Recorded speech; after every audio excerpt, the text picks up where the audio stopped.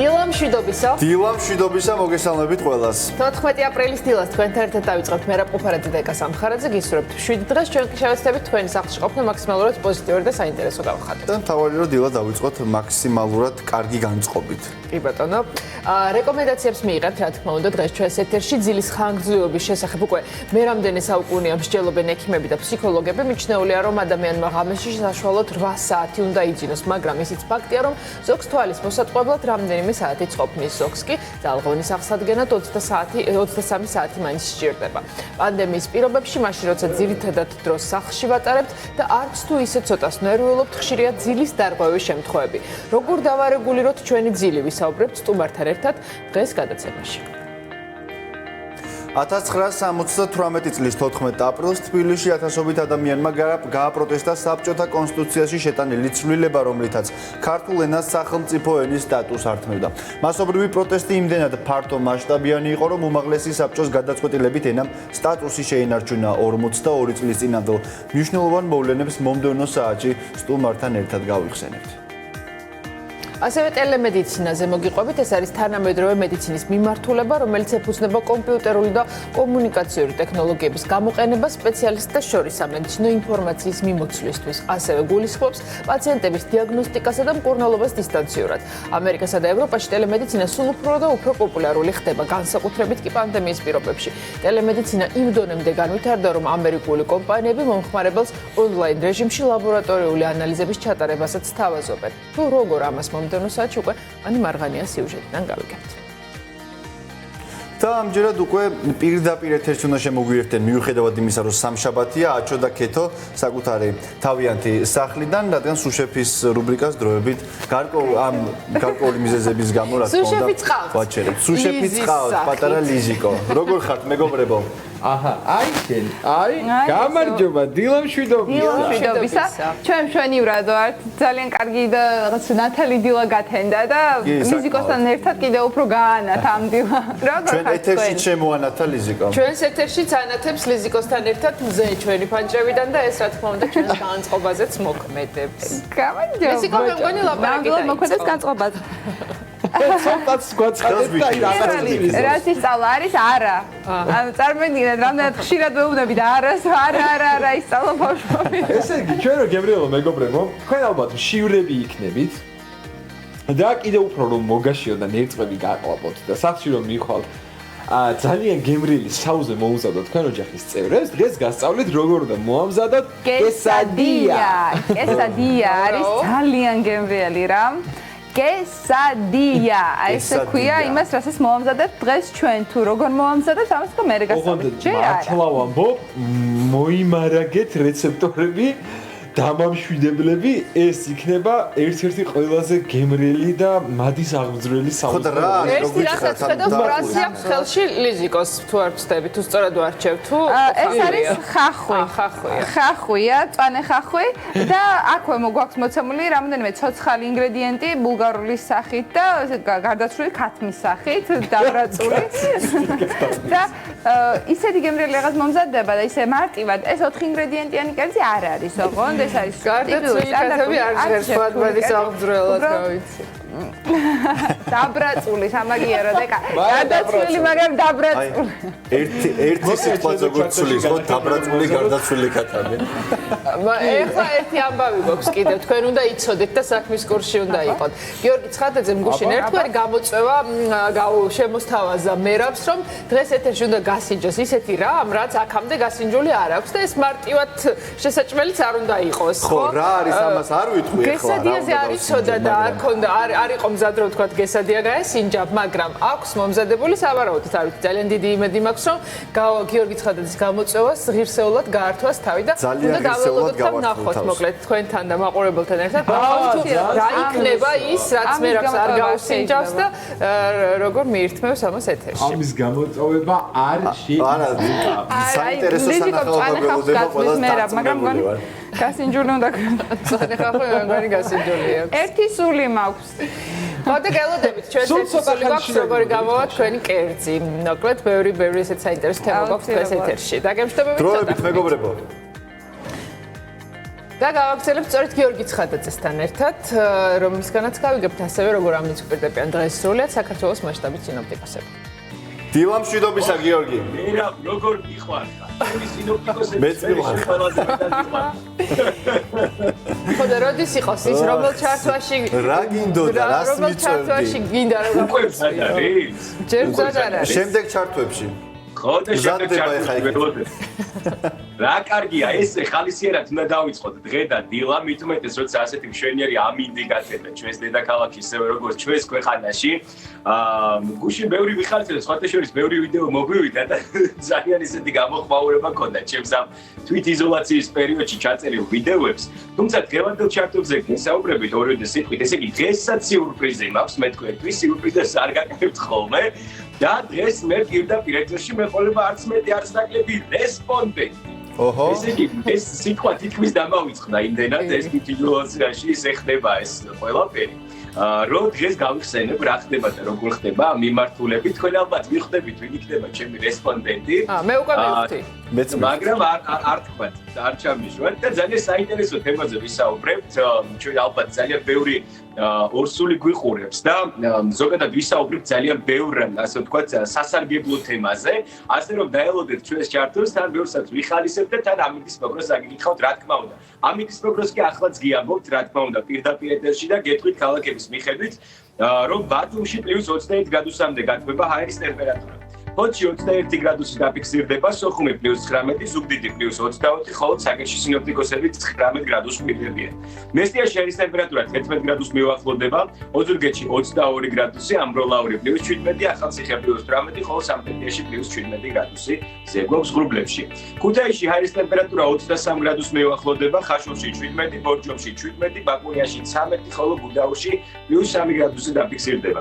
ცხინვალში სინოპტიკოსები 19 გრადუსს მივიღებიან, გორში 20 გრადუსს, თელავში 18, რუსთავში 18 გრადუსი დაფიქსირდება და ჩვენს დედაქალაქში თბილისში მზეს ველოდებით ღრუბლებში ჰაერის ტემპერატურა კი +17 გრადუსს მიუახლოვდება. ასე და ამგვარად დაელოდეთ ჩვენს შემდეგ ჩარტებს და უყურეთ ფორმულას დილის გადაცემას. გიორგი, მზეს ველოდებით კი არა და მზე გველოდება ფანჯრებში. ჩვენი ფანჯრიდან თუ გავიხედავთ სტუდიის, ნახავთ რომ მშვენიერი დილა გათენდა დედაქალაქში. ჩვენი ფანჯრიდან რაც ჩანს, ღრუბლებით ნაკლებად არის. ღრუბლები გუშინ უფრო იყო ფოტოშოპში. თუმცა შეიძლება დღის მანძილზე არ ვიცი, ქარმანიალმა შემოიტანოს ეს ქარები, ან შეიძლება უბრალოდ ჩვენი ფანჯრიდან ეს არ ჩანს. ჩვენი ფანჯრიდან მზე სულ სხვანაირი ჩანს, სიმღერას გვეუბნები.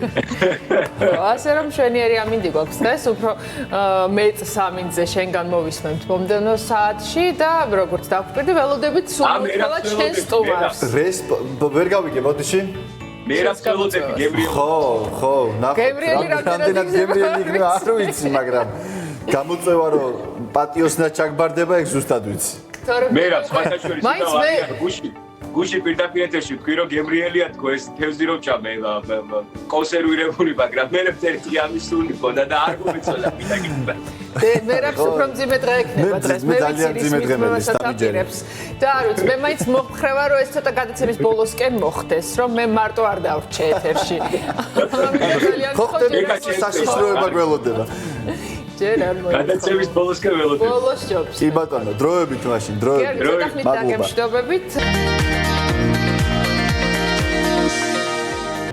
1978 წლის 14 აპრილი თბილისში ათასობით ადამიანმა გააპროტესტა საბჭოთა კონსტიტუციაში შეტანილი ცვლილება, რომლითაც ქართულ ენას სახელმწიფო ენის სტატუსს ართმევდნენ და მასობრივმა პროტესტმა იმდენად ფართო მასშტაბი მიიღო, რომ უმაღლესი საბჭოს გადაწყვეტილებით ენამ სტატუსი შეინარჩუნა. სწორედ 1978 წლის 14 აპრილზე ვისაუბრებთ სტუმართან ერთად სულ რამდენიმე წუთში.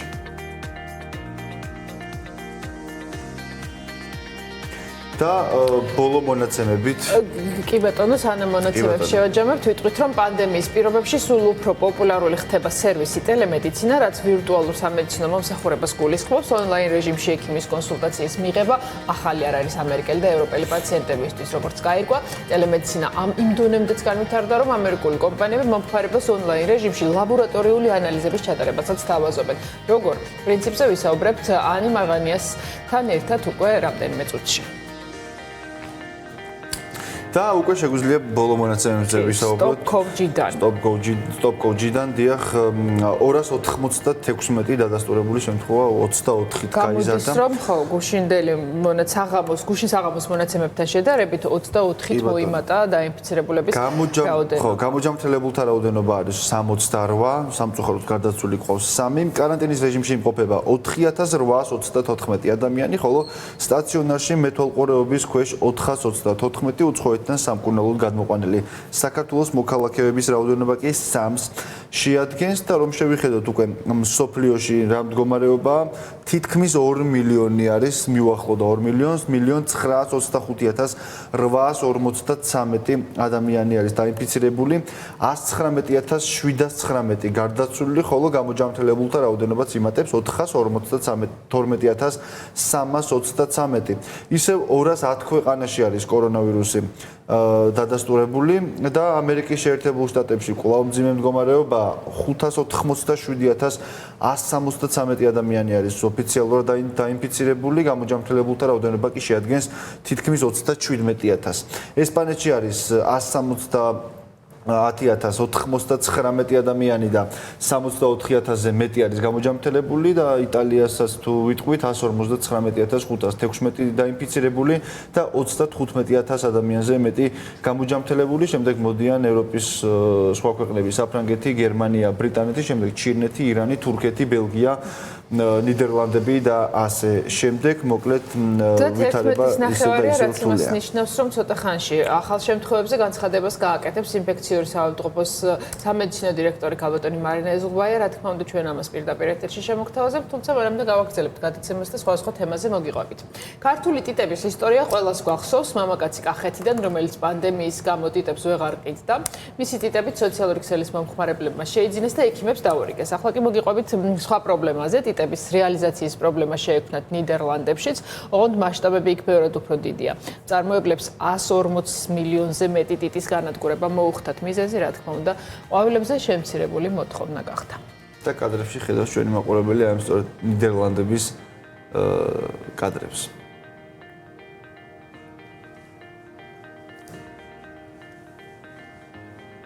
თუმცა პანდემიას იტალიაში უნდა გადავინოცვლოთ ჰოლანდიის შემდეგ და ხო და საკმაოდ უნდა მაინც ახერხებენ მიუხედავად ქვეყანაში შექმნილი რთული მდგომარეობისა, რომ პოზიტივი დაინახონ ამ ყველაფერში და ერთმანეთთან კომუნიკაციაშიც შეფერხება არ ქონდეთ. პირველი დღიდან ამას აკეთებენ, გვახსოვს აივნებზე გადმომდგარი მუსიკოსები და მათი შესრულება და აი ახლა ძალიან მაგარ ვიდეოს ვანახებთ ჩვენს მაყურებელს. ესეც ჰიტი იყო გუშინდელი საღამოს სოციალურ ქსელებში ძალიან ბევრმა ადამიანმა გააზიარა და სატელევიზიოდ კი ჩვენ შემოგთავაზებთ ამ კადრებს თუ როგორ ესე ბუჟერებით ისინი ახერხებენ რომ მიუჭახუნონ კიდევაც ეს რჩიქები და მიირთვან ღვინო 4-5 მეტრი ხო არის ამ აივნებს შორის მინიმუმ არ შეიძლება აღნიშნავენ იმას რომ ნელ-ნელა უკეთესობისკენ მიდის მდგომარეობა ქვეყანაში ან აღნიშნავენ ვინმეს დაბადების დღეს არ ვიცი მოკლედ ფაქტია რომ ერთმანეთთან კომუნიკაციის პრობლემა მათ არ აქვთ.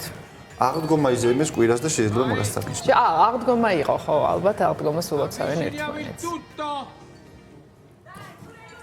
ესე ფანტასტიკურად იცავენ დისტანციასაც და არ ikლებენ მოკლედ აი ამ რაღაც სიამოვნებას, რომელიც როჩაევის ესამბები განსაკუთრებით. ჩვენ გადავინაცვლოთ, მოდი ინფექციური საავადმყოფოს წინ რო ბოლო მონაცემები ქალბატონი მარინასგან მოვისმინოთ. რამდენით არის გაზრდილი და მათთან მდგომარეობა. წყაროები ასევე თუ ვიცით.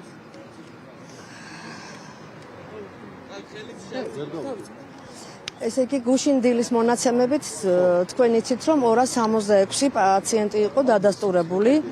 64 საათში დაგვემატა 30 დადასტურებული შემთხვევა და დღეს დილისთვის 296 დადასტურებული შემთხვევაა. აქედან ქვეყნის მასშტაბით 68 გაჯამრთელებულია. ამ 296-დან 84 პაციენტი ჩვენია და გამოჯამრთელებული 45 პაციენტია ჩვენი. თუ შევაჯერებთ ამ ციფრებს, ამ ეტაპზე COVID ცენტრებში, დაწესებულებებში, სადაც მკურნალობენ 228 პაციენტი მკურნალობს. დღევანდელი დილის მონაცემებით. ახალი პაციენტები ჩვენთან გუშინ დღე-ღამის განმავლობაში 6 ახალი პაციენტი დაგვემატა. მათ შორის ერთი არის 9 თვის ბავშვი, აჭარის კლასტერი. კი ბატონო, ქობულეთის კლასტერიდან შემოვიდა 5 პაციენტი. აქ ერთი მოზრდილია და 4 მოზარდია. მათი მდგომარეობა ჯერჯერობით დამაკმაყოფილებელია და იმედი გვაქვს, რომ ასე გაგრძელდება და ერთი შემოგვემატა სხვა კლასტერიდან. სულ 2 კლასტერია ჩვენთან ქობულეთის და ეს კლასტერი ჩემთვის უცნობია, ანუ წყარო ჩემთვის. ნიშნავს თუ არა, რომ პიკს მიუახლოვდა ქვეყანა ასეთი ჯერჯერობით 30 არ ქონია ეს ახლა შესაძლებელია პირველი შემთხვევა და თუ ეს ასე არ გაგრძელდება, მაშინ პიკზე არ ვილაპარაკებთ ალბათ. იყო ასეთი შემთხვევა, რომ ცოტა მეტი ერთი დღე და მეორე ვნახოთ, ნუ გაუსწრებთ მოვლენებს, ხვალზე როგორი მატება გვექნება, ერთი დღე არ არის კანონზომიერი, რომ გავაგრძელოთ შემდეგ დღეებზე. ბატონო, სასულიერო პირით იმკურნალობთ თქვენ? არა, ჩვენთან რამდენჯერმე დაირეკა გუშინ ჩემთანაც და პასუხი გავეცი. ჩვენთან კვლევა ჩაუტარდა ერთ-ერთი ტაძრის მამაოს, რომელთანაც ნეგატიური პასუხი მივიღეთ და გადაყვანილ იქნა ის როგორც სხვა ვირუსული ინფექციით ავადმყოფი. ჩვენ სპეციალური განყოფილება გვაქვს, როცა ნეგატიური პასუხები იცით თქვენ ამას ვლაპარაკობთ, მივიღებთ ხოლმე, სანამ ტემპერატურა აქვს და არ გამოჯამრთელდება, ადამიანი გადამყავს სულ სხვა განყოფილებაში იზოლირებულად და იქ განაგზობს კურნალობას. დღეს დილას მას უკვე ტემპერატურა არ აქვს და ალბათ შეიძლება დღის განმავლობაში დატოვოს კიდევაც კლინიკა. ძიმე პაციენტები რჩებიან ასევე ინფექციური საავადმყოფოში? კი, ჩვენთანაც რჩებიან. ეხლა ჩვენ ვლაპარაკობთ, რომ 60%-ზე მეტი პაციენტებში არის პნევმონიები და ეს პნევმონიებიც გარკვეულწილად სხვადასხვა სიმძიმის არის. არის მძიმე პნევმონიები და არის პრობლემურად, აი კრიტიკულ სიტუაციებს მიახლოებული პნევმონიებიც. და არის კრიტიკული მდგომარეობა. ამ ეტაპზე ჩვენ ესეთ კრიტიკული რამდენი? ჩვენ გვიწევს 38 დადასტურებული შემთხვევა, კრიტიკულ ზღვარს მიახლოებული, ანუ ძალიან მძიმე პნევმონია 3 ყავს. ჯერჯერობით ერთთან მეტი პრობლემები გვაქვს, დანარჩენ 2-თან გარკვეულწილად თითქოს სტაბილიზაცია მიღებული გვაქვს და იმედია, რომ ასე გაგრძელდება. დანარჩენ შემთხვევებში არის მძიმე პნევმონიები, რომელიც კატეგორიულად ჩვენ კურნალობას მართვას აბსოლუტურად პასუხობენ და მათი მდგომარეობა ალბათ გაუმჯობესებული იქნება მალევე. რამდენი პირის გამოჯამრთელებას ელოდებთ? გუშინ ტესტირება ჩაუტარდა ჩვენთან ჯამში 16 პაციენტს. მხოლოდ ერთს დაუდასტურდა ჩვენთან ჩვენ კლინიკაში, დანარჩენი 5 შემომატებული არის დადასტურებული დაავადებათა კონტროლის მიერ. დღეს დილას კიდევ 5 პაციენტს უტარდება.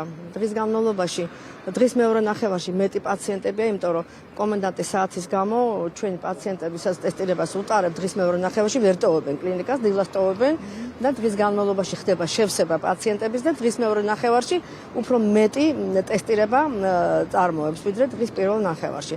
დღეს დილას 5 პაციენტს ჩაუტარდა ტესტირება და ვნახოთ დღის ბოლოსკენ მეორე ბრიფინგზე მოგახსენებთ როგორი სიტუაცია იქნება.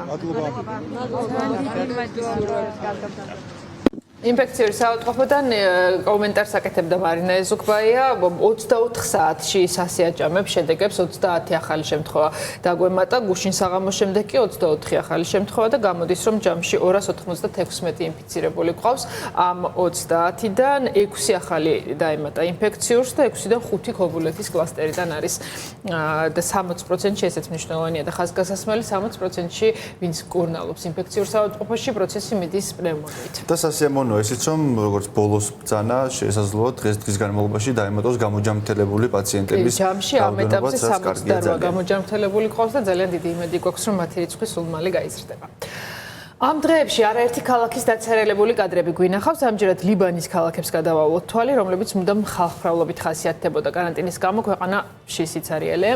ინტერნეტში ვრცელდება ვიდეო, სადაც ერთ-ერთი ისტორიული ქალაქის ბჩარის დაცარელებული ქუჩაა ასახული.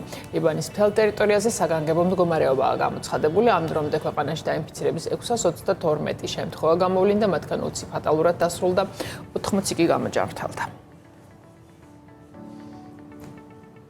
42 წლის წინ 14 აპრილს თბილისში ათასობით ადამიანმა გააპროტესტა საბჭოთა კონსტიტუციაში შეტანილი ის ცვლილება, რომლითაც ქართული ენა სახელმწიფო ენის სტატუსს კარგავდა. საპროტესტო აქცია სახელმწიფო უნივერსიტეტის წინ დაიწყო და რუსთაველის გამზირზე გაგრძელდა. მაშინდელი უმაღლესი საბჭოს დღევანდელი პარლამენტის შენობის წინ შეკრებილი ხალხი დილიდან ელოდა საბოლოო გადაწყვეტილებას. ქართული ენის დღეს ყოველ წელს აღნიშნავთ, თუმცა წელს დაგეგმილი ღონისძიებები არსებული მდგომარეობის გამო გადაიდო. სწორედ ამ თემაზე გვერდება სტუმარი კვლევარი ანა ბაქანიძე, რომელიც ამ თემაზე უკვე წლებია მუშაობს. დილა მშვიდობისა.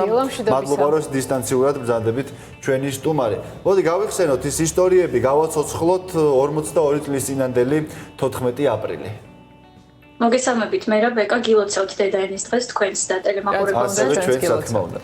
ეს იყო ძალიან მნიშვნელოვანი მოვლენა, როგორც თქვენ აღნიშნეთ, მნიშვნელოვანი იმ თვალსაზრისით, თუნდაც რომ ეს იყო პრაქტიკულად ერთადერთი საპროტესტო გამოსვლა საბჭოთა რეჟიმის პერიოდში საქართველოში, რომელიც არ დასრულებულა მსხვერპლით, განსხვავებით სხვა მსგავსი, ასე ვთქვათ, მოვლენებისგან და ასევე ეს ახლავთ ერთადერთი დღესასწაული, რომელიც საბჭოთა რეჟიმის პერიოდში დაწესდა არა ხელისუფლების, არამედ ხალხის მიერ.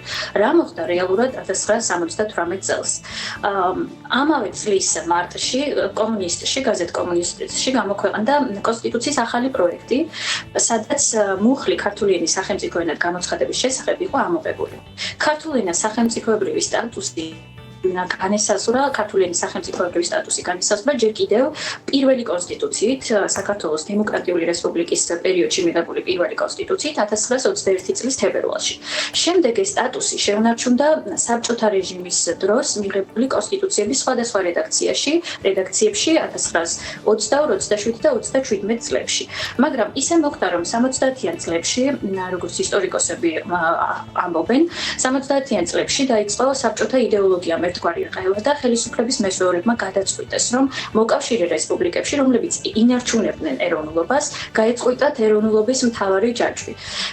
თუ შეიძლება რომ ასე ითქვას და საქართველოს შემთხვევაში ეს ცხადია იყო ქართული ენა, რომელიც ყველა დროში აერთიანებდა ყველა მხარეში ცხოვრებ ქართულს და ჩვენთვის ასე ვთქვათ ეროვნული იდენტობის მთავარი გამომხატველია, შეიძლება ასე ვთქვათ. ამიტომ მათ გადაწყვიტეს, რომ ქართული ენის სახელმწიფოებრივი სტატუსი გაეუქმებინათ, რა შედეგები მოყვებოდა ამას. სახელმწიფო ენის სტატუსი გულისხმობს იმას, რომ ამ ენაზე მიმდინარეობს საკანონმდებლო, აღმასრულებელი და სასამართლო ხელისუფლება. ეს გულისხმობს იმაზე, რომ ამ კონკრეტულ ენაზე ხდება განათლების მიღება, ეს არის საზოგადოებრივი თუ მედიის ენა.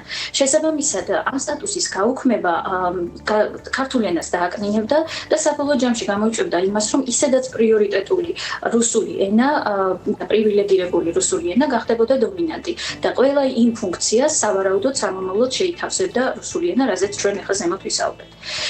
ეს საფრთხე ძალიან კარგად დაინახა ქართულმა საზოგადოებამ და ეს იყო მნიშვნელოვანი, რომ ეს ერთსულოვნება, ხო, რაც მოხდა ამ დღეს. ზუსტი რაოდენობა დღემდე არ იციან, სადღაც 50,000-დან 70,000-მდე, ხო? საკმაოდ ბევრი ადამიანი გამოვიდა მიუხედავად იმ რეჟიმისა, რა პერიოდშიც ცხოვრობდნენ და მიუხედავად იმ რისკებისა, რაც შეიძლება მოყოლოდა ასეთ გამოსვლას, ხო? ეს იყო მრავალრიცხოვანი გამოსვლა და ეს იყო ძალიან უჩვეულო გამოსვლა იმ რეჟიმისთვის და იმ პერიოდისთვის, იმიტომ რომ მაშინ თუნდაც ერთი სიტყვის ხმამაღლად თქმა ხელისუფლების საწინააღმდეგოდ იყო სიკვდილ სიცოცხლის ზღვარზე გავლა და მათ ძალიან კარგად ჰქონდათ ეს საფრთხე გაცნობიერებული. ამიტომ ჩვენ აუცილებლად უნდა აღნიშნოთ იმ ადამიანების შესახებ და ვისაუბროთ იმ ადამიანების შესახებ, ვინც დაიწყო ასე ვთქვათ ამ ყველაფრის გაპროტესტება. ესენი გახდნენ აკაკი ბაქრაძე, რომელმაც პირველმა ხმამაღლა ისაუბრა ამ თემაზე, იყო ნოდარ წულეისკირის საჯარო გამოსვლა მწერალთა კავშირში, თინათინ შარაძენიძე, ბესარიან ჯორბენაძე და სხვები და ამას მოჰყვა შემდეგ უკვე სტუდენტების საპროტესტო ტალღა უნივერსიტეტში და 1978 წლის 14 აპრილს ეს რაღაცა დემონსტრაცია, დიდი საპროტესტო დემონსტრაცია გაიმართა მთავრობის სახლის წინ, დღევანდელი პარლამენტის შენობის წინ, ზუსტად იმ დროს, როდესაც განიხილებოდა კონსტიტუციის ეს ახალი პროექტი და მითითება იყო, რომ სახლიდან არ გამოსულიყვნენ, ხო? ძირითადად მაინც იყო ეს, რომ ეშინოდათ, რომ მსგავსი აღშფოთება იქნებოდა საზოგადოებაში და ეს მითითებაც არ გაითვალისწინა ხალხმა და ძალიან ესე მტკიცედ გამოვიდა. მიუხედავად ამ მოვლენის ასეთი მნიშვნელობისა, სამწუხაროდ არ არსებობდა კვლევა და რაიმე სახის საგანმანათლებლო რესურსი, სადაც ჩვენ ამ მოვლენების შესახებ ეს წავიკითხავდით, იყო მხოლოდ რამდენიმე საგაზეთო მოგონება. შესაბამისად, ჩვენ გავაერთიანეთ, შევკრიბეთ, ასე ვთქვათ, ამოვლენების მონაწილეთა ზეპირი ისტორიების, საარქივო დოკუმენტები, გამომსვლების, ზეპირი გამოსვლების ტექსტები და აი ამ წიგნში, გამოცემულობა არტანუჯის წიგნში გაერთიანდა ეს ყველაფერი და ძალიან საინტერესო ამბებს გვიყვებიან მაშინდელი მოვლენების მონაწილეები. ისინი ყვებიან, რომ 14 აპრილამდე უნივერსიტეტში დაიწყო ხელმოწერების შეგროვება, შემუშავდა სტუდენტების მიერ სპეციალური საპროტესტო ტექსტი და მათ დაიწყეს ხელმოწერების შეგროვება. ბევრ სტუდენტს ეშინოდა კიდეც ხელის მოწერა ამ დოკუმენტზე და ხელმოწერები გროვდებოდა 3 ნაწილად, 3 ეგზემპლარად. სწორიც აღმოჩნდა ეს, იმიტომ რომ 2 ასლი უშიშროებამ დაიგო ხელში, ხოლო ერთის გაგზავნა მაშინდელი მესამე კურსის სტუდენტმა თამარ მახარობლიძემ მოახერხა დაზღვეული პოსტით. მან გაგზავნა ცეკაში ეს წერილი და ჩემთვის იყო ძალიან ემოციური, როდესაც ამ მასალებზე მუშაობდი, ვიწერდი ზეპირ ისტორიებს, 10-ობით რესპონდენტი მიყვებოდა ამ წერილის და დოკუმენტის შესახებ და შემდეგ შინაგან საქმეთა სამინისტროს არქივში სხვა ინდივიდუალურ თუ ჯგუფურ საპროტესტო წერილებთან ერთად წავიკითხე ეს დოკუმენტი და ეს დოკუმენტიც აი ამ წიგნში არის გამოქვეყნებული. ისინი ყვებიან იმასაც, რომ უშუალოდ 14 აპრილს დაახლოებით ამ დროს დილით დაიწყო შეკრება სპონტანური ძალიან უნივერსიტეტის ეზოში. ჯერ უნივერსიტეტის სტუდენტები, შემდეგ დამამთავრებელი კლასის მოსწავლეები, რომლებსაც ეცვათ თეთრი მაისურები და ტუჩსაცხით ეწერათ გულზე აია და გამოპარულები იყვნენ სკოლიდან.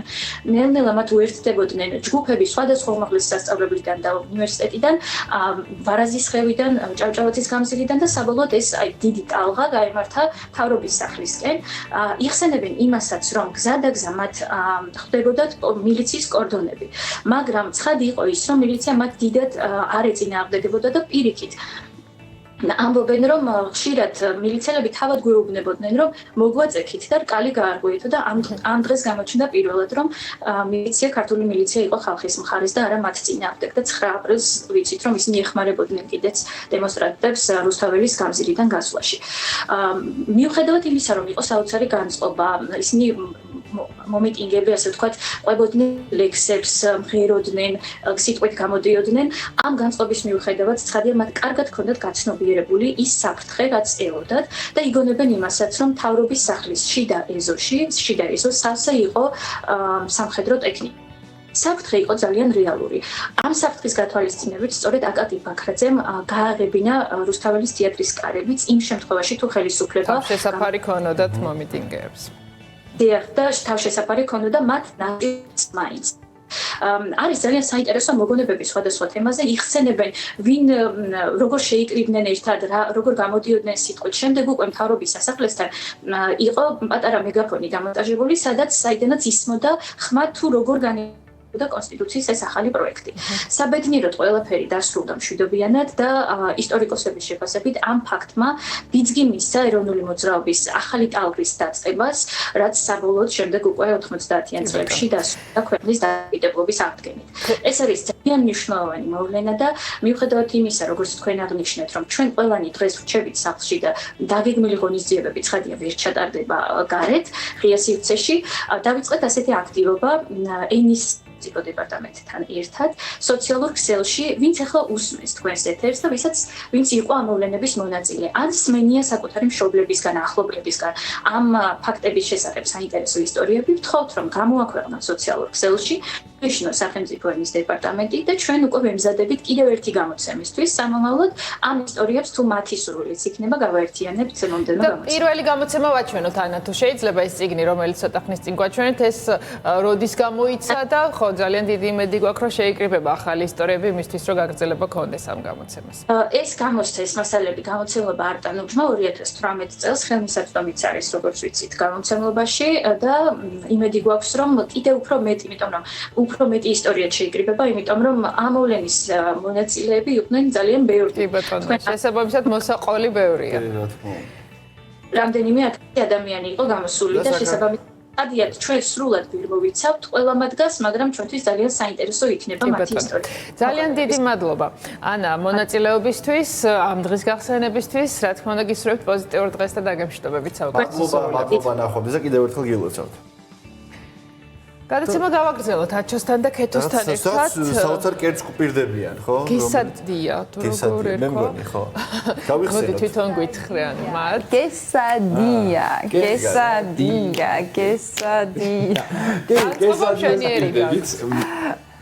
როგორც ყოველთვის, რა უნდა იმოქმედოს ადამიანის განწყობაზე მე არ მესმის, რატომ და რის გამო შეიძლება ადამიანმა ხასიათი გაიქუჩოს. რაღაც ვირუსის გამო, რომელიც ჩანს, მოვერევით, ყველაფერი კარგად იქნება. აუცილებლად დავიცვათ ის ნორმები, რომელსაც ჩვენი ჯანდაცვის მუშაკები გვირჩევენ და ყველაფერი იქნება ძალიან კარგად, ხო ეს? სუპერ, და რაც თავია კარგად და ჯანსაღად ვიყვებოთ. და ამისათვის რა არის საჭირო?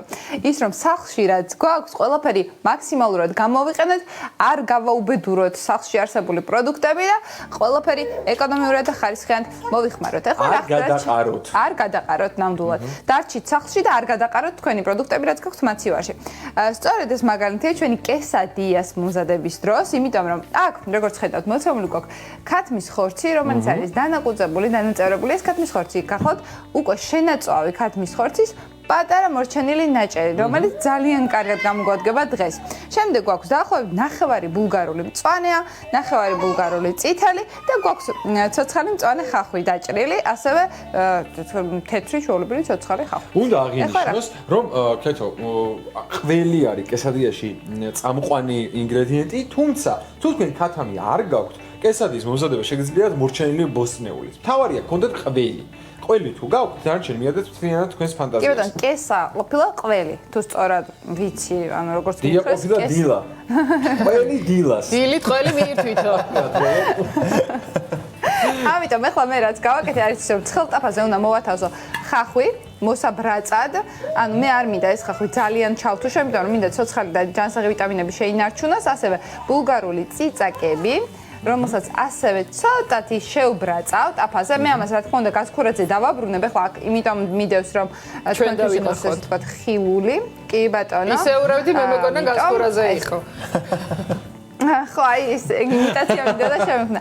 ამას აუცილებლად მოვათავსებ მე გასქურაზე, გაცხელებულ ქურაზე და ასევე დავაყრე უკვე დაბრაწულ დაძენძილ ქათამს, რომელიც როგორც ვთქვი, შემომრჩა წინა კერძიდან, ესე ვთქვათ. ამას დავაყრი გემრიელად, არ არის საჭირო მთლიანი მოთავსება და ცოტა ხანი უბრალოდ ბავშვს ვაბრაზებთ მე მგონი ესე ძალკეროა. მეტი არაფერი. და რო არ არის პროცესებში ჩართული.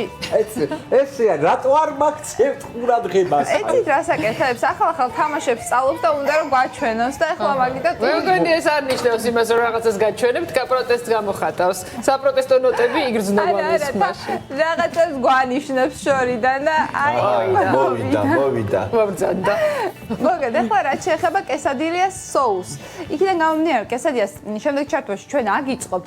ეს მოხდება, ნახეთ, აი ესეთ ორი ჩვენთვის ლავაშის პურის ფენებს შორის ავაწყობთ კესადიას ყველი, ჩვენი მომზადებული შიგთავსი, ისევ ყველი, ისევ ლავაში და ეს დაიბრაწება ტაფაზე ძალიან კარგად, ისევ გაწყობდება და ყველი გაიწელება ნიკოფსიდან დარუბანდამდე. და რაც შეეხება თვითონ ამ ლავაშებს, ეს არის საქართველოში ძალიან კომფორტული. ალბათ ხვდებით. საჭოს უსაფუაროა.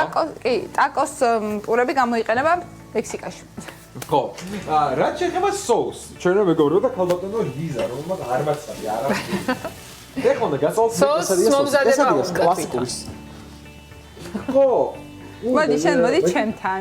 ჩემთან მოდი და მამიკო გაკეთებს соус. ესე იგი, соуსი როგორ კეთდება ჩვენო მეგობრებო? კესადიას კლასიკური соуსი არის არაჟანზე ბაზირებული. კესადიას უხდება არაჟანი. ეხლა ჩვენ ვაკეთებთ მარტივ соуს. არაჟანს ვუმატებთ ცოცხალ პომიდორს გატარებულს. აი ესე დაახლოებით 3 სუფრის კოვზე შეგიძლიათ 2 კოვზე ის თქვათ პომიდორი დაამატოთ. კი ბატონო, ვუმატებთ გაგიკვირდებათ და კამას, გაგიკვირდებათ რა თქმა უნდა ხუმრობით ვამბობ, იმიტომ რომ არაჟანი და კამა ძალიან ბევრგან მეგობრობენ, მაწონი რძის პროდუქტებთან კამა მეგობრობს. ძაძიკი соуსი იგივე, აფხაზური ძრძ. აბა. აი ესე.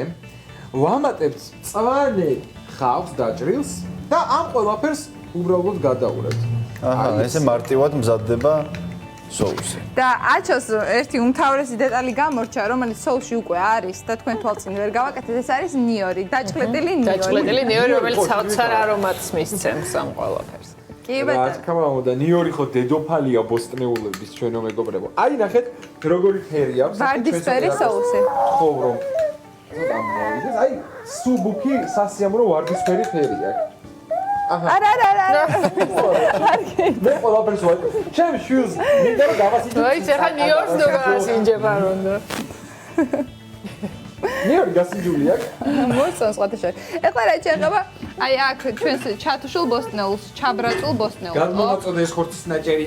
მოიმე. ჩათვალეთ რომ აქ შიგთავსი ფაქტიურად მზად არის. ანუ ხო, სიჯანსაღე უნდა შეინარჩუნოს, ხო, ბოსტნეულმა რომ არ იყოს მაინც აუცილებელია. აუცილებელია ეს უნდა იყოს მობრაწული გარშემო, მხოლოდ და შიგნით დარჩეს წვნიანი და ცოცხალი. და აწყობის პროცესი თვალსაჩინოებისთვის მინდა ეხლა გაჩვენოთ უბრალოდ შემდეგ ჩართვაში უფრო დეტალურად გავაკეთებთ ამ ყველაფერს. ხო, არჩივ და დეტაფა აიქთდა. აწყობის პროცესი შემდეგია, უმარტივესია. წავიდა პირველ რიგში პური ლავაში სამ შემთხვევაში, შემდეგ მიდის ორი სახეობის ყველი, მაგრამ თქვენ აქ არ ხართ შეზღუდული, შეგიძლიათ ერთი სახეობის ყველიც მოაყაროთ. ქართულ რეალობაში ხო შეუძლია ეს იყოს სულგუნი? აუცილებლად შეიძლება სულგუნის გამოყენება და ეს უნდა იყოს უხვად. ანუ ყველი უნდა იყოს დიდი რაოდენობით, ხო, ყველა ფენაში. ნამდვილად, შემდეგ კი. თავისთავად, შემდეგ მიდის უკვე ჩვენი შიგთავსი, რომელიც არის საკმაოდ ცხელი და მე ხა ხელს ვადებ და ვიწვევი. აი ესე.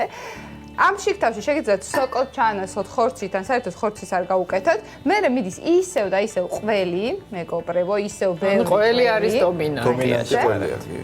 კესადიას თავარი ინგრედიენტი არის ყველი. აი ესე, კარგად გადავანაწილოთ. კი ბატონო, ეს და დაპრესოთ კარგად ცხელ ტაფაზე. ცოტა ხნით შემოდეთ, დაახლოებით 3 წუთი ერთი მხარე, 3 წუთი მეორე მხარე. და მე რასაც ნახავთ გაგაკვირვებ. შემდეგ ჩართოთ ამას ნახავთ დაბრუნებას. არ გირჩევთ. აი ესე მარტივი არა. ჩვენ დაუბრუნდებით. დაბრუნებას კი არა, იმას ვფიქრობთ მოვიდეთ საერთოდ. არაო.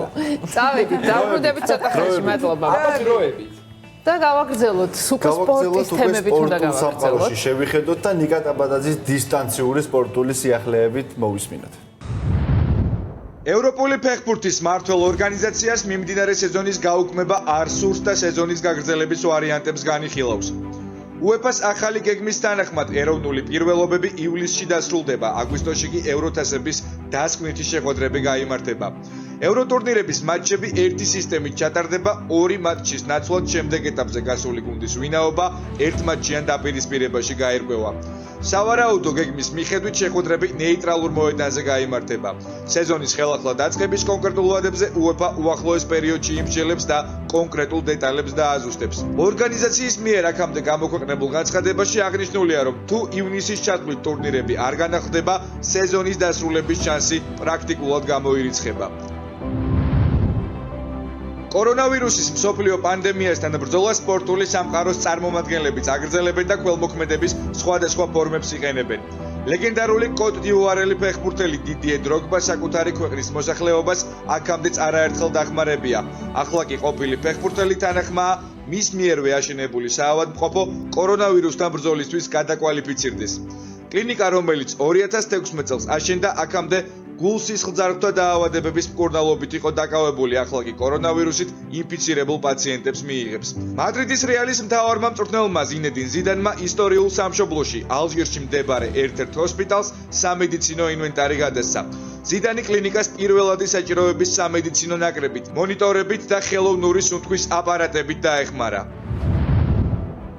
უკრაინის ნაკრების და დონეცკის შახტარის ყოფილმა მეკარემ რუსტამ ხუჯამოვმა უკრაინულ მედიასთან პატრიოტიზმის თემაზე საუბრისას ქართული კლუბების მაგალითი მოიყვანა. ყოფილმა სპორტსმენმა 2019 წლის ზაფხულში ქართული კლუბების ერთობლივი აქცია გაიხსენა, როდესაც მოთამაშეებმა ოკუპაციას სპეციალური მაისურებით გააპროტესტეს. ეროვნული ლიგის გუნდებმა რუსეთის ქმედება საფეხბურთო მოედანზე დაგმეს და წინა სამატჩო მაისურებზე ანტისაოკუპაციო შინაარსის წარწერები განათავსეს. 37 წლის ხუჯამოვი აცხადებს, რომ საერთაშორისო საზოგადოების ყურადღების მისაპყრობად მსგავსი აქცია ძალიან ეფექტური საშუალებაა. ასეთი მეთოდი გაცილებით უფრო მეტი ადამიანის ინტერესს დაიმსახურებს, ვიდრე უკრაინის ამჟამინდელი პრეზიდენტის გამოსვლებია, განაცხადა ხუჯამოვმა.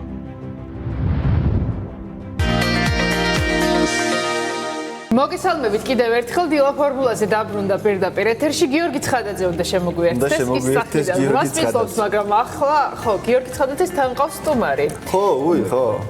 სადა ხარ? ეხლა ჩამოფარინდეს ზევიდან. დილა მშვიდობისა, სალომე, დილა მშვიდობისა, როგორ ხარ? დილა მშვიდობისა. მე მაინტერესებდა ოპერატორი ვიღა იქნება თქო, მაგრამ შევიდეთ გაართვით ამას თავი.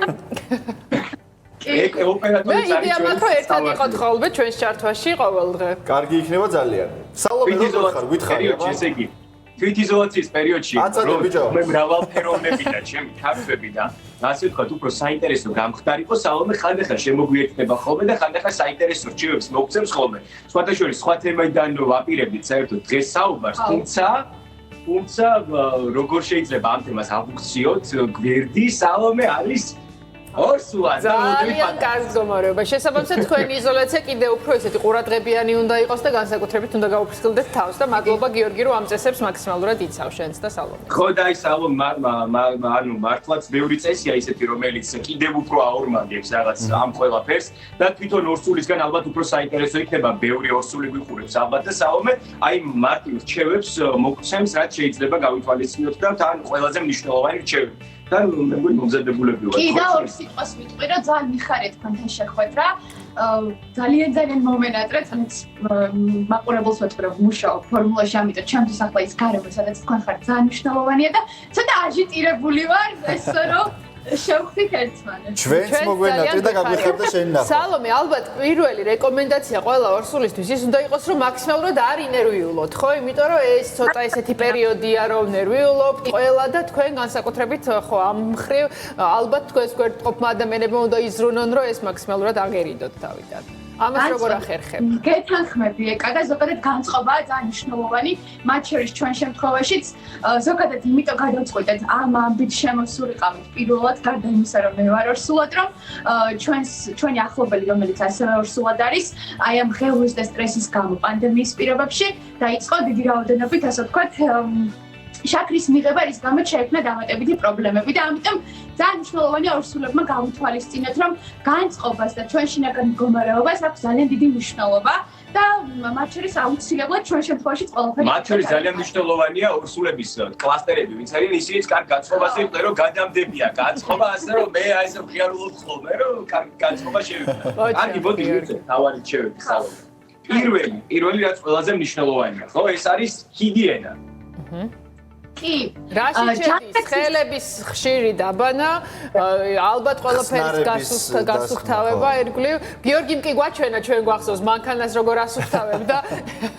პანდემიის პირობებში არჩილ მარშადია მაშინ დამცინა მე მაგრამ აი თურმე საჭირო ყოფილა მანქანის ასუფთავება და აქვე მინდა დავამატო რომ მათ შორის ჯანდაცვის მსოფლიო ორგანიზაციას დარგის სპეციალისტებიც გვეუბნებიან რომ რაღაც სპეციალური ასე ვთქვათ კონკრეტული რჩევა დარიგება ორსულების მიმართულებით არ არის და ვრცელდება ჩვენთვისაც ის ყველა რჩევა რაც დანარჩენი მოქალაქეებისთვის ამიტომ ჰიგიენა ჩვენთვისაც არის ყველაზე მნიშვნელოვანი და მას მოსდევს რა თქმა უნდა ჯანსაღი კვება ხო ჯანსაღი კვება არის ძალიან ასე ვთქვათ აუცილებელი პირობა ანუ არა მარტო პანდემიის პერიოდში, არამედ მანამდეც, მაგრამ ამ შემთხვევაში ალბათ ორმაგად მოტივირებულები უნდა ვიყოთ, რომ ასე ვთქვათ, მაქსიმალურად ჩვენი დღის რაციონი იყოს გაჯერებული. სალომე, რამე ისეთი საჭმელი თუ არის, რომელიც მაგალითად აი განსაკუთრებით დიდი რაოდენობით უნდა მიიღოს ორსულმა. ესე განსაკუთრებით დიდი რაოდენობით ალბათ არაფერი არ არის სასურველი, თუმცა ის, რასაც ექიმები აუცილებლად ყოველდღიურ რაციონში აუცილებლად მიიჩნევენ, ეს არის რძის პროდუქტები, განსაკუთრებით მაწონი და ხაჭო, ხილის პროდუქტებიდან გამოვყოფდით ბარშლს, რომელიც შეიძლება ითქვას, რომ მნიშვნელოვანია მივიღოთ ყოველ დღე. და სეზონური ხილი, ნუ ჯანსაკვებაზე მე არაფერს არ დავამატებ, იმიტომ რომ იმდენი მაქვს ნალაპარაკები თქვენ და რომ აღარ ვილაპარაკებთ დღეს, საუბარ ვილაპარაკება. შემდეგი ეს არის ფიზიკური აქტივობა. აი, მან ცოტა არ ვიცი, მაგ კითხვაზე სახლის პირობებში უნდა მოვახერხოთ ესეც, ხო? მაგრამ როდესაც გარეთ გასვლა შეზღუდულია. და სხვა ჩართვაში, ანუ თუ ასე ვთქვათ, კიდევ შემოგიერთდებით, შემიძლია ფიზიკურადაც გაჩვენოთ ეს ყველაფერი. ეს ძალიან კარგი იქნება შენი ვარჯიშები ორსულებისთვის, ხო? სალომე, თუ გვექნება ამის შესაძლებლობა. მე მგონი ეკა შენც იცი, ჯერ კიდევ თვით იზოლაციის პერიოდამდე დავიწყეს სპეციალურ სკოლაში სიარული და შემდეგ გადავწყვიტე, რომ ეს ვარჯიშები გამიგრძელებინე სახლშიც და მინდა გითხრათ, რომ აი დასაწყისში რომ აღვნიშნეთ განწყობა და შინაგანი მდგომარეობა ორსულების, აი ეს პუნქტი ფიზიკური აქტივობა ძალიან დიდ მნიშვნელობას და გავლენას ახდენს ჩვენს განწყობაზე. თავს უფრო რაღაც მხნედ გრძნობ, შეიძლება ეს წონაზე არ აისახება და მაინც დიდდებით, მაგრამ სამაგიეროდ იმდენად ასე ვთქვათ, განწყობა იმდენად ამაღლებული, რომ რაღაც უფრო მოტივირებული ვარ და ხან დამიჯერეთ არ მოიწყეთ ორსულების კლასტერები, იმიტომ რომ ეს ისეთი სანახავია. ხოდა ჩვენც გვინდა რომ ამ ყველაფრის მონაწილეები ვიყოთ, თუ ამის საშუალებას მოგცემთ თუნდაც სხვა ჩართვებში მერე უკვე სიამოვნებით გავიზიარებთ. უფრო დეტალურად ხანდახან შემოგვიერთდება საუბარი და უფრო დეტალურად ამას შემოგვიერთდეს, მე ამ ინიციატივით გამოვდივარ. შემდეგი პუნქტი, რაც ერთ-ერთი ყველაზე მნიშვნელოვანია და ყველაზე ხური უნდა დავუგდოთ ამ პუნქტს, ეს არის ექიმთა ვიზიტი. რა განსხვავებებია ამაზე? ეს არის ალბათ ცოტა ისეთი განსხვავებული რეკომენდაცია ორსულებისთვის. ვიტყვი იმას, რომ მაქსიმალურად უნდა შევამციროთ, ასე ვთქვათ, კლინიკაში ვიზიტის რაოდენობა. თუ შესაძლებლობა არის, ჩვენ ხშირად გვიწევს ორსულებს, რა თქმა უნდა, პროფილაქტიკის მიზნით სიარული, სხვადასხვა ანალიზის ჩატარება და თვეში თქვათ, თუ 3ჯერ უნდა მოგვიწიოს, შევეცადოთ, რომ ერთი ვიზიტის დროს გავაერთიანოთ ეს ყველაფერი და დანარჩენი უკვე ექიმთან სატელეფონო კონსულტაციაც სოციალური ქსელის საშუალებით მარტივად შესაძლებელია და თავად ექიმები გასცემენ ამ რეკომენდაციას, რომ მაქსიმალურად შევეცადოთ, რომ შევამციროთ, ასე ვთქვათ, კლინიკაში. ხო, სხვადასხვა მეც ისიც ძალიან მომწონს კლინიკაში და ზოგადად სამშობიაროებში აღარ უშვებენ თანხლებ პირებს. ანუ მეც კი არ შემიშვეს, იმიტომ რომ მაქსიმალურად არის დაცული უსაფრთხოება და ეს ძალიან კარგია და მივესალმები მე ამას, ასე რომ ეს კარგია. ხოლო ორსული შევაძინმაში რა ქვია. კი. მათ შორის ეკოსკოპიაზეც. და ყველაზე ბოლო ამბავი რაც არის, ეს არის დარჩის არჩი. კი. ჩემი კორონას. ყველაზე მთავარი. ყველაზე კორონა. ესეც განადგურდება ძალიან მალე, დარწმუნებულები ვართ ჩვენ ამაში და დარჩება მხოლოდ ეს, ანუ ყველაფერი კარგად იქნება. აუცილებლად ისურვებთ ჯანმრთელობას კარგად ყოფნას, თუმცა არ გემშვიდობებით ბოლომდე კი ამინცაც მოვისმენთ, იმიტომ რომ მაღლობას ვეტყვი, რომ კიდევ ერთი ჩართვა გვაქვს თქვენთან ერთად, სადაც უკვე მერაბ სერიოზული გამოწვევა აქვს ჩასატარებული. როგორ ველოდები მე მერაბის გამოწვევას, ესე იგი აისწევა. ძალიან ველოდები მერაბ. მე ამინდის ნახავ ყველაფერს და ყველაფერი კარგად იქნება, იმედია. მშვენიერი ამინდი გამოვიდა თქვენგანაც კარგად ჩანს როგორი მზეა ჩვენს დედაქალაქში საქართველოში კი ღრუბელს და ნალექს არ ველოდებით მეტნაკლებად შედარჩუნდება ღრუბლიანი მზე ბათუმში 21 გრადუსი იქნება ფოთში 21 გრადუსი სოხუმში 19 გრადუსი ზუგდიდში სინოპტიკოსები 24 გრადუსს გვირდებიან ცაგერში 19 გრადუსი დაფიქსირდება მოდი სალომე გააძიე მესტიაში 11 გრადუსი ოზურგეთში 22 და მზე ღრუბლებში ამბროლაურში +17 გრადუსი და მზე ღრუბლებში ახალციხე +18 მზე ღრუბლებში ასევე ხოლო სამტრედიაში +17 გრადუსი და ასევე მზე ღრუბლებში ქუთაისში 23 გრადუსი დაფიქსირდება ხაშუში სინოპტიკოსები 17 გრადუსს გვირდებიან ბორჯომში სალომე გვირდება 17 გრადუსს ბაკურიაში მე გვირდებით 13 გრადუსს გუდაუთში აირის ტემპერატურა 3 გრადუსამდე გათბება, ღამე ცივა -4 გრადუსი, ცხინვალი +19, გორში 20 გრადუსი, თელავში მზე გვაქვს ღრუბლებში 18, რუსთავში 18 და ჩვენს დედაქალაქში თბილისში +17 გრადუსი. ჩვენიერი დიდი მადლობა. და ისეთ გემრიელობებს აკეთებენ იქ, რომ ჩვენც მოგვიძა იმ წასვლა. ხო და თქვენ მომზადეთ ხოლმე რაღაც გემრიელობებს და ჩვენ ჩაიწერე რეცეპტი და გააკეთე. არც ისე რთული ყოფილა, როგორც წინა ჩართვიდან გავიგეთ. შეიძლება. მადლობა და დროებით. ესე იგი, ცხადაძეების ოჯახიდან გადავინაცვლოთ ზამბახის ოჯახში და შემოგვერთდებიან ნაჩოქეთ და ერთი კლასტერი და მეორე კლასტერში. ხედავ როგორი პოპულარიზაცია ხდება გამრავლების. ლიზიკო ისა რა ქვია? გავიდა და მოვამალე. ლიზიკო გავაგზავნეთ ყველზე მაღაზია. ონლაინ გაკვეთილზე ხო არა? ერთი უკვე გავამზადეთ, აი თქვენთან ერთად რაც ავაწყეთ მეგობრებო და ვაიმე მოიცადია გაიჭრა ჩვენს ეთერში. ხაჭაპურივითაა ცოტა ხო? ეს არის საერთოდ მათი ხაჭაპური ახლა უნდა გადმოვდგათ ახალი ეს ცოტა გაგრილდა სანამ თქვენ გელოდათ და ყველისი არ იწერებოდა ახლა ახალ გადმოდგმულზე თქვენ ნახეთ რა მოხდება ეს არის ისედაც იმ დროს აქ რთულ მდგომარეობაში ყველა რომ დასტრესილებივად რატო გვაყურებინებთ მაგ რაღაცას საოცრად გამოიყურება უნდა ვცადოთ თქვენს წინაშე ამის ამოტრიალება აი ესე იგი ძალიან ინგრედიენტები და თან ცვალებადიც არის ხო შეგვიძლია იმის მიხედვით მოვერგოთ ამ კერძს რაც გვაქვს სახლში ოხო მოდი მოვყვეთ ხო ინგრედიენტებზე ამის ეხლა ამის შესახებ არ შეგეტყვით მე ძალიან ბევრი ვილაპარაკე წინასწარ ესე იგი ეხლა რა ხდება ჩვენთან კიდევ ერთხელ შეგახსენებთ ჩვენო მეგობრებო კესადია არის კერძი რომელიც ძირითადად მზადდება მორჩენილი პროდუქტებისგან. ჩვენ შემთხვევაში ეს იყო ბულგარულები, წითელი და მწვანე ნახევარ-ნახევარი ბულგარული, იყო ხახვი და იყო მორჩენილი ცოტა ქათმის ხორცი. აუცილებლად გასათვალისწინებელია, რომ აქ მნიშვნელოვანი ელემენტი არის მხოლოდ ყველი. თავარია ყველი გქონდეთ. კესადიას თავარი ინგრედიენტი არის ყველი. დანარჩენი არის ყველაფერი სურვილისამებრ, რაც გაქვთ ყველაფერი შეგიძლიათ ჩაუშვათ შიგნით. ორი ფენა ლავაში იწყობა პირდაპირ ტაფაზე. ტაფაზე დადევთ პირველ ფენა ლავაშს. მოაყენთ ბევრ ყველს ქართულ რეალობაში შეგიძლიათ ეს იყოს სულგუნი, იმიტომ რომ ძალიან გამოიწელება. მოაყენთ შემდეგ ინგრედიენტებს მოთუშული ბოსტნეულები იყო ჩვენ შემთხვევაში ეს. არაკლი კიდე. მოთუშული ბოსტნეულები იყო და ქათამი ჩვენ შემთხვევაში ეს. ზემოდან კიდევ ყველი, მერე კიდევ ლავაში და ყოველივე მხრიდან კარგად დაბრაწეთ რომ ყველი გავგას. მერე რა შევით? იღებთ ამას მერაბ აწობთ სოუსში, რომელიც არის არაჟანი, რომელიც არის ცოცხალი პომიდორი, რომელიც ნიორი, ნეტარას იზავს. აღარ გვინდა რა, წავედით ნახვამდის. კარგი იყო თქვენთან გატარებული აი, ხარდა უნდა გადაიწიოს, ეხლა დაიხუროს მათი ფანჯარა, რომელსაც ეკმაყურებელი. ზად არის სავარაუდოდ. ოსტატობა უნდა გამოიჩინოთ აუცილებლად სამზარეულოში. მოკლედ საუზმეს ძალიან მოუხდება, ხო? რაღაც საუზმედ მე მგონი განსაკუთრებით ძალიან მაგარია. აი, რაღაცა ალბათ რაღაც ზომიერებაა საჭირო, რომ ძალიან არ გამაგრდეს, თუნდაც ეს იგლუ პური თუ რაც იყო, ხო, ლავაში. ანუ ეს ზომიერება ლავაში რაც უფრო ხრაში უნდა გახდება უკეთესია, ხო? რაც უფრო ხრაში უნდა უკეთესია. ნახეთ, თუმცა იცოდეთ რომ მომზადებამდე დიდხანს ლავაში გარეთ არ დააყოვნოთ, გაგიხმევათ და მე აღარ გამოგივათ კესადია. კი ბატონო, ლავაში უნდა იყოს ახალი ამოღებული შეფუთვიდან, ესე ვთქვათ, იმისთვის რომ უცებ მოამზადოთ კერძი. აი, ხალხო, ეს არის სასწავლო, მეც უნდა გავსინჯო, მართალია არის ძალიან ბოროტია, მაგრამ მეც ვარ ბოროტი ცოტა. მართლა ფანტასტიკურად გამოიყურება. მოკლედ,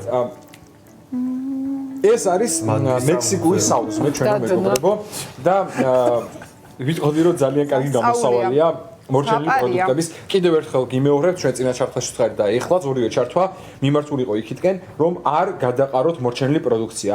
ყოველთვის შეიძლება მათი გამოყენება ძალიან ჭკვიანურად. და ჩვენ ვესწრებით ჩვენ ჩართვებში ყოველთვის ვესწრებით ჩვენ ჩართვებში გასწავლოთ როგორ უნდა მოამზადოთ მორჩენილი პროდუქციისგან რაღაცები. თუ ამის საშუალება გვექნება, აუცილებლად ვიზავთ ამას პირობას გაძლევთ. და ჩვენთან რომელ ოპერატორსაც გამოუშვებთ, მას ძალიან გაუმართლებს ყოველთვის.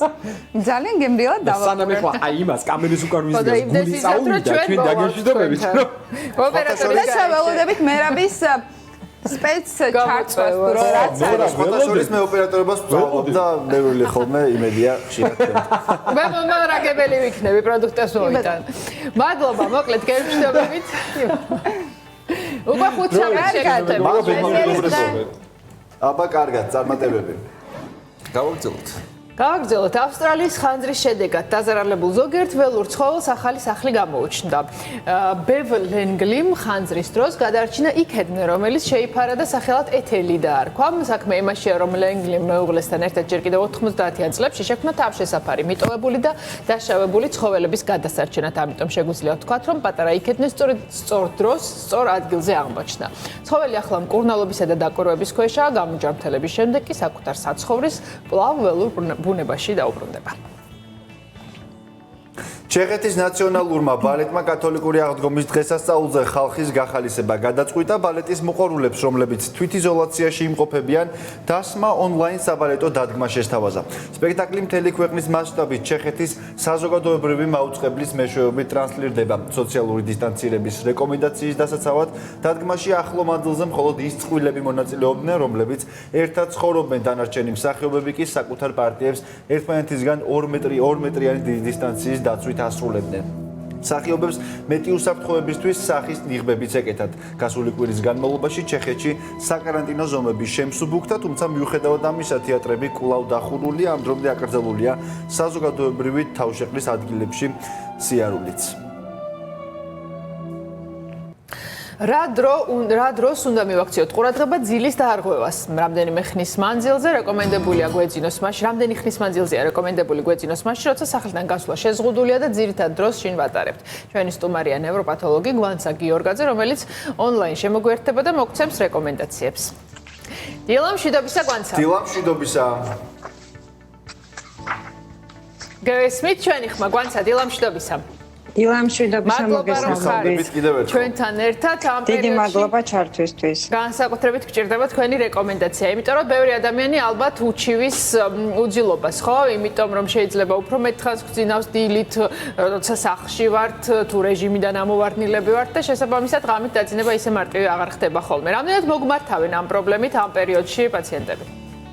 ზოგადად უძილობა ეს არის სტრესის შემადგენელი ერთ-ერთი ყველაზე ხშირი კომპონენტი, ასე ვთქვათ, როგორც ჩფოთვით, ისე დეპრესიული აშლილობების დროს უძილობა ძალზე ხშირად გვხვდება, მაგრამ უძილობა ეს არ არის მხოლოდ ავადმყოფი ადამიანის, ასე ვთქვათ, სიმპტომი. ნებისმიერ ჯანმრთელ ადამიანს ძილის ჰიგიენის დარღვევის შემთხვევაში შესაძლებელია გაუჩნდეს არასრულფასოვანი ძილის პრობლემა და განსაკუთრებით ხშირია ეს, რა თქმა უნდა, მსგავსი სტრესული სიტუაციების დროს. ზოგადად ჯანმრთელ ადამიანს 18-დან 65 წლამდე უნდა ეძინოს ღამის მანძილზე 7-9 საათი, სულ ცოტა, იმისთვის რომ სრულფასოვნად აღიდგინოს ენერგია. როდესაც ირღვევა ძილის ეგრეთ წოდებული ჰიგიენა, მაშინ გვაქვს გამოუძინებლობის შეგრძნება, დაღლილობა, მოთენთილობა, კოგნიტური სფეროს მეხსიერების დაქვეითება და სხვადასხვა ემოციური პრობლემები და კონცენტრირების უნარის დაქვეითება, რა თქმა უნდა. ახლა რა უნდა გავაკეთოთ იმისთვის, რომ ეს ძილი იყოს სრულფასოვანი და არ დავარღვიოთ ძილის ჰიგიენა. მე შემიძლია რამოდენიმე ესეთ მარტივი რჩევა მივცე მაყურებელს, რომელიც მოწოდებულია ამერიკის ძილის ასოციაციის მიერ და ნებისმიერ შემთხვევაში, ნებისმიერ სიტუაციაში, ასე ვთქვათ, კარგია ჯანმრთელი ძილისთვის.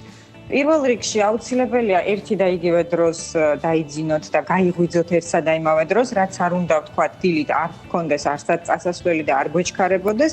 სრულფასოვანი ძილისთვის აუცილებელია მინიმალური. ერთ შეგეკითხებით, რამდენად მნიშვნელოვანია რა დროს დავიძინებთ? რამდენად მნიშვნელოვანია დავიძინოთ თქვა 12 საათამდე? დავიძინოთ დღეს და გავიღვიძოთ ხვალ, აი ეს პრინციპი რამდენად არის მნიშვნელოვანი? ცირკადული რიტმი უნდა იყოს აუცილებლად დაცული, ანუ დღეღამური რიტმის არევა, როგორც წესი ორგანიზმზე არახელსაყრელად მოქმედებს. თუმცა, რა თქმა უნდა, ყველას ბიოლოგიური საათი სხვადასხვანაირია და ზოგისთვის შეიძლება ეს ნორმა, როგორც ასეთი ამ სიტუაციაში არ არსებობს, შესაძლებელია ვიღაცისთვის იყოს, თქვათ, ღამის 2 საათზე დაძინება და დილის 10 საათზე გაღვიძება მისაღები, ვიღაცისთვის შედარებით უფრო ადრე. თუმცა ის, რომ დღეღამური ცვალებადობა უნდა იყოს დაცული და ღამით უნდა გვეძინოს, დღისით უნდა გვეღვიძოს, ეს ჩვენს ორგანიზმში ასეა დეტერმინირებული და აუცილებლად უნდა დავიცვათ. ერთი დეტალი მაინტერესებს, რამდენიმე წამის წინ ჩვენი მაყურებელი კადრებში ხედავდა მედიკამენტები, რომლებიც საშუალებას გვაძლევს, რომ დავიძინოთ თუ არ გვეძინება. რამდენად რეკომენდებულია მაგალითად თვითნებურად მივიღოთ რაღაც აბები, რომლებიც ზოგადად არანაირი თვითმკურნალობა არ არსებობს მედიკამენტი, რომლის მიღებაც ექიმის გარეშე იყოს სრულად უსაფრთხო. ამიტომ პირველ რიგში აუცილებლად უნდა ძილის წესები დავიცვათ, ასე ვთქვათ, და შევეცადოთ ფიზიოლოგიური რიტმი ჩამოვაყალიბოთ ძილის.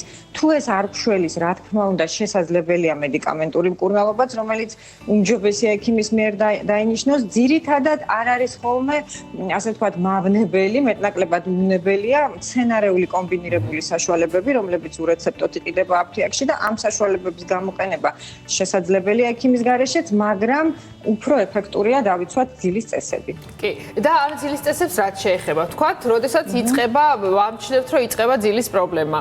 ვთქვათ, რამდენ ხანში უნდა მივაქციოთ ამას ყურადღება? ან ვთქვათ, ასეთ დროს გამოსავალი რა შეიძლება იყოს? ვიცით, რომ ძილის წინ სუფთა ჰაერზე გასეირნება ძალიან კარგი არის, მაგრამ ამ შემთხვევაში ამის საშუალება არ აქვს, ხო? იმიტომ რომ ხო, აი დღეს ამის საშუალება არ აქვს ნამდვილად.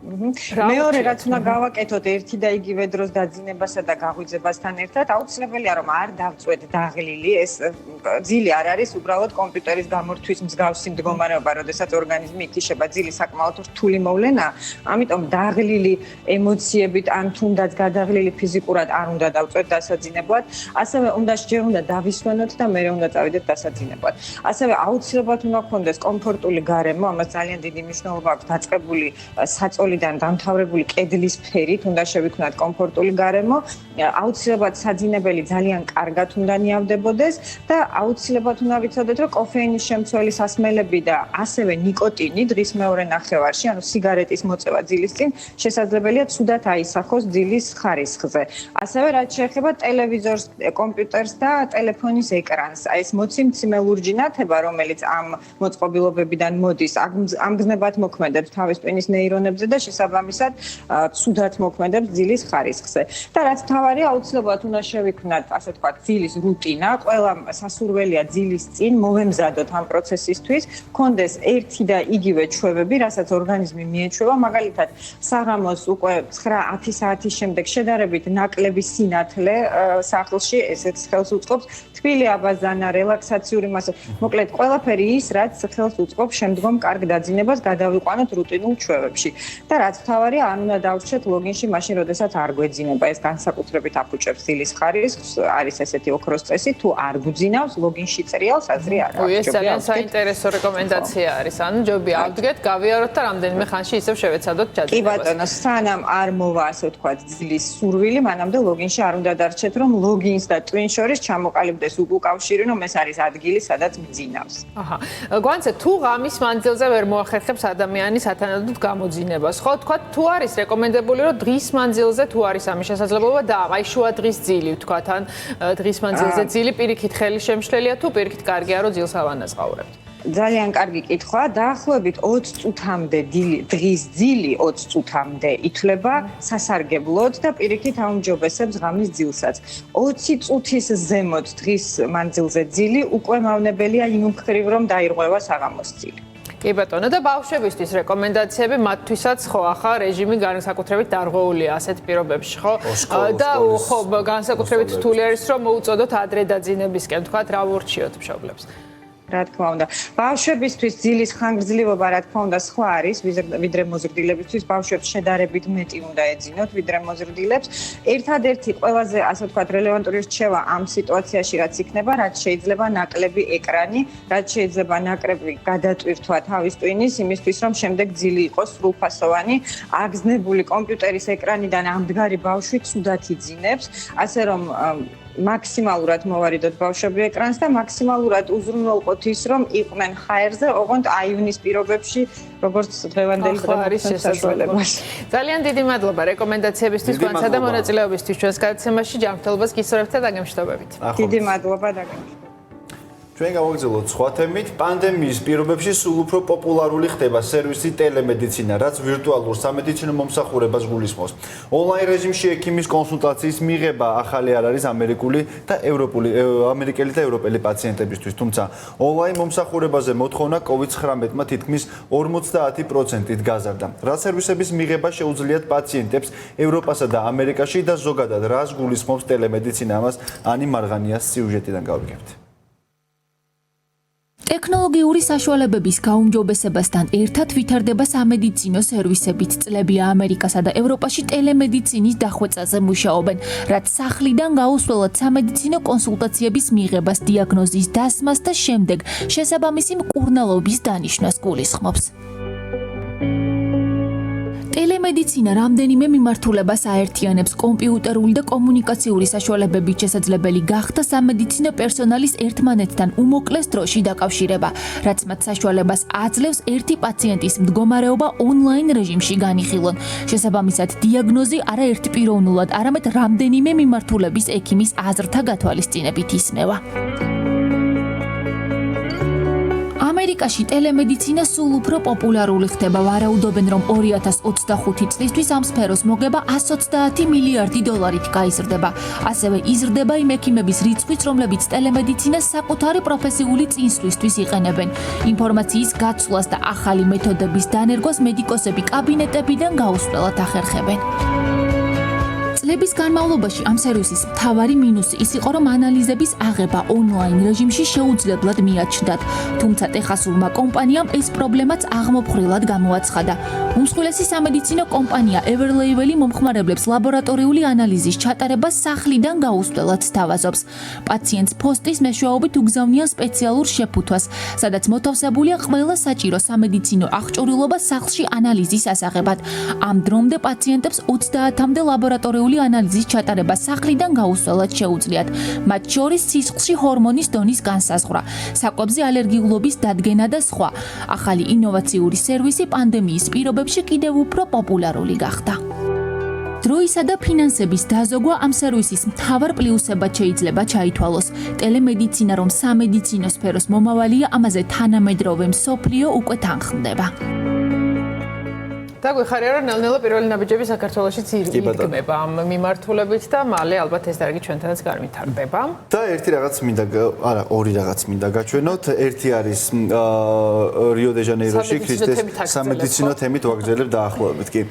რიო-დე-ჟანეიროში ქრისტეს ქანდაკება გაანათეს ექიმების კი ბატონო და ეს იმ ადამიანების საპატივსაცემად, რომლებიც იბრძვიან და პირველ ფრონტზე არიან კორონავირუსის წინააღმდეგ ბრძოლაში. ესეც კარგი ჟესტი არის და სასიამოვნოა, არაერთხელ გვინახავს რიოს ქრისტეს ქანდაკება განათებული სხვადასხვა თემატიკა. საქართველოს დროშაც იყო, ანუ ყველა ის ქვეყანა გამოსახეს, სადაც კორონავირუსი არის დაფიქსირებული. და მეორე ესეთი სახალისო შედარებით უსეინ ბოლტი, ლეგენდარული სპორტსმენი, ლეგენდარული მძლეოსანი, არაერთგზის ჩემპიონი და ასე შემდეგ.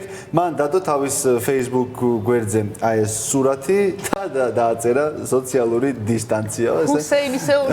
ჰუსეინისეული დისტანცია, დაახლოებით 2 მეტრიანი და მანძილით უგებდა ის ყოველთვის თავის მოწინააღმდეგეებს სარბენ ბილიკზე. ხაზი გაუსვა თავის შესაძლებლობებს. დიდებულებას, ესე რომ ვთქვათ. ესეც ეს ცოტა სახალისო. ახლა გადავინაცვლოთ გიორგი ცხადაძესთან და ჩემს მიერ დაპირებული ესე რომ ვთქვათ სიურპრიზი. შენივე დაანოს. მერაბმა უნდა იყო ჩაყოს. როგორ მომეწონა ეს რიო-დე-ჟანეიროს ქანდაკება ქრისტეს ეს ექიმის ფორმა განსაკუთრებით მოხდა ამ ქანდაკებას. ნამდვილად. ხო და ასეთებით ხდება მოკლედ. რამეს მოგვიყვებით თქვენ კიდევ თუ გადავიდეთ პირდაპირ გამოწვევაზე, მერაბის გამოწვევაზე. მე ვინახავ ეს ბოლოს იყოს, გადაცემის ბოლოს რომ არ დაკარგოს შესაძლებლობა რომ ისაუბროს. მეტყველების უნარი არ წაერთვას. მერაბი დავიდოთ, მაგრამ სასიამოვნო ნომერი ქვია ამას. მერაბ ჩვენ შეთანხმდით. შენ ნამდვილად მე გუშინე ესე მე რომ გამოყილიყავი ამ გამოწვევას არ გამიგზავნე. აშკარად არა, შენ დამსახურებაა ეს ყველაფერი. მაგრამ ეკაც გაგამხნევებს უფრო ახლოს. ეს დისტანციურად გაგამხნევებს და იქნება თანაც ვიხარისებ და ცოტას ეს რა თქმა უნდა. ესე იგი მე და საუბრობთ გადაწყვეტილი მქონდა რომ შემდეგ ჩართვაში გარეთ დავსულიყავით რამდენიმე წუთით და გვესაუბრა იმ ამბებზე რაც შეიძლება ორსულმა გააკეთოს გარეთ სულ რამდენიმე წუთით თუმცა ყველაც გირჩევთ რომ დარჩეთ სახლში და განსაკუთრებით გურჩევ კიდე ორსულის პლასტერებს ან ოჯახის წევრებს იმიტომ რომ მეტად მნიშვნელოვანია რომ არა მარტო საკუთარ თავზე არამედ უკვე ამ ყველაფერზე ვფიქრობთ და ჩვენი საწყოდაშორის ჩემი და სალომეს ყველაზე რთული ამბავია და ყოველთვის კონფლიქტი გვაქვს ხოლმე ამაზე ჯერჯერობით სახელი ვერ მოვიფიქრეთ საწყოდაშორის ბავშვის ხო და ამ ყველაფერზე შეიძლება პირდაპირ ეთერშიც კი წავიდეს მშილობა კარგია ჩვენ არა ვართ ამის წინააღმდეგები კოვიდი ან კორონა კოვიდი ან კორონა ხო საწყოდაშორის ხო დაარქვეს ხუპებს აილანდში ხუპებს დაარქვეს კოვიდი და კორონა კოვიდი და კორონა ასე მეგობრებო თქვენ ჩემი რჩევა ეს იქნება არა ხო მოდი გითხარი გიორგი აბა როგორ ამის გვპირდებიან დღეს სინოპტიკოსები ამინდის პროგრამაზე გადავალ ახლა და მე მერაბის ამბები უნდა ვნახოთ და მე სულ მოუთმელად ველოდები აქ მოვიმარაგე ყველაფერი როთას პირდაპირ მოუმარაგებ თორე გადაღება არ ვიცი ის ჭავლით უმიშველის მერე თორე არის წალი არ შველის სხვადასხვაის მაგამბოს პირიქით არისო მე გამიქია და რა ვიცი გაითვალისწინ მოდი არ გავხსნათ კარტები რა შეასაკ ბოლოს მანამდე ამინდის პროგრამაზე ბათუმში 21 გრადუსი დაფიქსირდება მზეღრუბლებში. ფოთში აირის ტემპერატურა 21 გრადუსამდე გაწევება, სოხუმში 19 გრადუსი პირდებიან სინოპტიკოსები, საომე ზუგდიდში როგორი ამინდი? ზუგდიდში +24 გრადუსი გვაქვს და მზეღრუბლებში. მეგრელებს განსაკუთრებით გაუხარდება. ცაგერს რა ხდება? ცაგერში 19 გრადუსი, ასევე მზეღრუბლებში. მესტია 11, ოზურგეთი +22, ამბროლაური +17 გრადუსი, ახალციხე +18 და სამტრედიაში +17 გრადუსი, ასევე მზეღრუბლებში.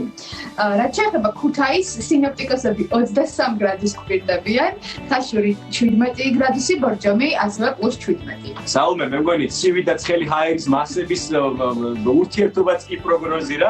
ბაკურიაში 13 გრადუსი დაფიქსირდება, გორში +13, ცხინვალში 19, გორში აირის ტემპერატურა 20 გრადუსამდე გაწევება, თელავში 18 გრადუსი დაფიქსირდება, რუსთავში ასევე 18 გრადუსი გვაქვს და კარგი ამინდი მზეღრუბლებში და ჩვენს დედაქალაქში თბილისშიც არაჩვეულებრივი ამინდია, სახლში გასარჩენად და აივანზე გასასეირნებლად +17 გრადუსი სითბო დაფიქსირდება. ესეთ ჩვენი ამინდის პროგნოზი. აბა რამდენად დილა მე? ახლა მერაბთან ძალიან დაცხება. ძალიან იმაშია, რომ გამოწვევი რაში მდგომარეობაზე, მოდი ვთქვა, მოდი შენახსენე.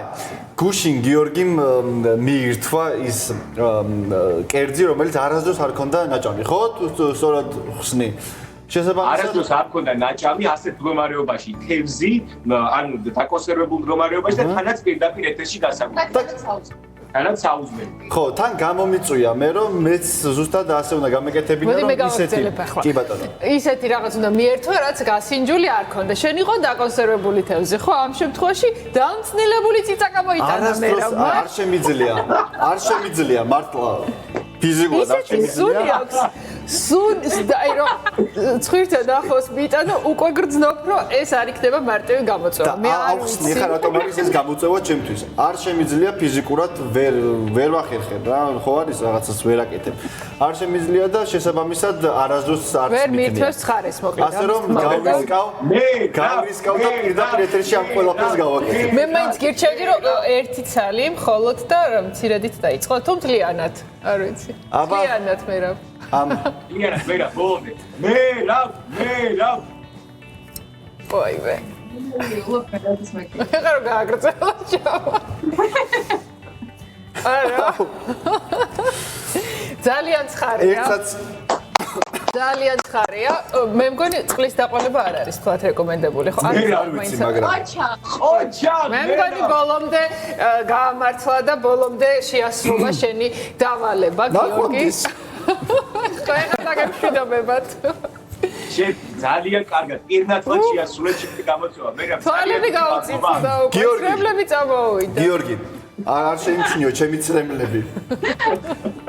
რაღაცას მოგიფიქრებ შენ. გამხრები. გუში ხო კარგად მეუბნებოდი, მოვიდა მატარებელი, მოვიდა. ხო და ახლა რაღაცას მოგიფიქრებ. არა, მართლა წრემლით ვტირი. მოსდის უკვე. მოკლედ, ასე ვაჭრად შეასრულა ეს შენი გამოწვევა, გიორგი. ასე რომ მომავალში ცოტა დაინდე. დიდი მადლობა რომ პოზიტიურია, კაი დღისურვება ახლა. დაგემშვიდობებით და პოზიტიურ დღეს გისურვებთ. ნახვამდის. კარგად, მადლობა. დავიმშვიდ როგორ ხარ? სუნთქავ. ხოლმე კარგად ვიქნებ. დილის გადაცემა ამით დასრულებულია. გისურვებთ რა თქმა უნდა ყველას პოზიტიურ დღეს. ხვალ დილით ვიქნებით თქვენთან ერთად. მეორე ახალი და საინტერესო რჩევით და რეკომენდაციით. ნახვამდის. ნახვამდის.